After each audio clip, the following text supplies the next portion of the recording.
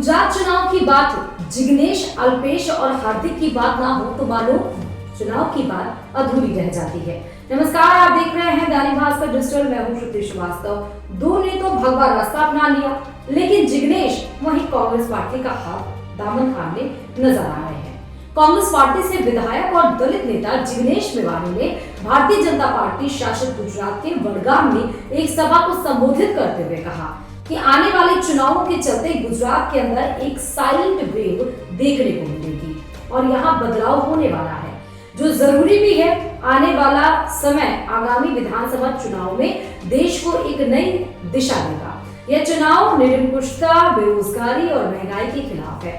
हालांकि भाजपा हिंदुत्व जैसे भावनात्मक मुद्दों को उछालने की पूरी कोशिश कर रही है, लेकिन इस बार यह काम नहीं करेगा। एक इंटरव्यू में उन्होंने कहा कि 1 और 5 दिसंबर को होने वाले विधानसभा चुनाव में कांग्रेस कुल 182 विधानसभा सीटों में से 120 सीटों पर जीत दर्ज कर रही है, यानी और दूसरी तरफ बीजेपी दावा ठोक रही है कि 182 में से 150 सीटें तो बीजेपी लाने वाली है। देखना यह है कि जिग्नेश की बातें सच होती हैं या बीजेपी जो दम भर रही है वो। फिलहाल आगे बता दें कि जिग्नेश मेवाणी इस बार कांग्रेस के टिकट पर वडगाम से चुनाव लड़ने जा रहे हैं। यही नहीं, उन्होंने अनुसूचित जाति के लिए आरक्षित अपनी विधानसभा सीट पर प्रचार के लिए पूरी ताकत छोड़ दी है। वे एक दिन में लगभग 10 गांवों को कवर कर रैलियां कर रहे हैं। आपको ये भी बता दें कि जिग्नेश मेवाणी 2017 के विधानसभा चुनाव में कांग्रेस के समर्थन से वडगाम से निर्दलीय विधायक चुने गए थे।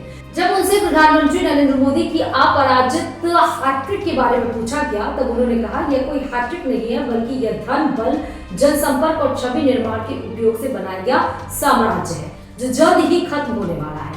आने वाले चुनाव में यह बदलाव लोग खुद महसूस करेंगे। आगे उन्होंने कहा कि समय आ चुका है कि अब प्रधानमंत्री नरेंद्र मोदी को रिटायरमेंट ले लेना चाहिए, क्योंकि उनके पास अब कहने के लिए कुछ नया नहीं है, ना ही जनता के सामने कुछ पेश करने के लिए है। लोगों को उनसे ज्यादा उम्मीदें नहीं है, इसलिए उन्हें रिटायर हो जाना चाहिए। साथ ही साथ उन्होंने अरविंद केजरीवाल के नेतृत्व वाली आम आदमी पार्टी के राज्य में किसी तीसरी लहर के होने के दावों को भी पूरी तरह से खारिज कर दिया है।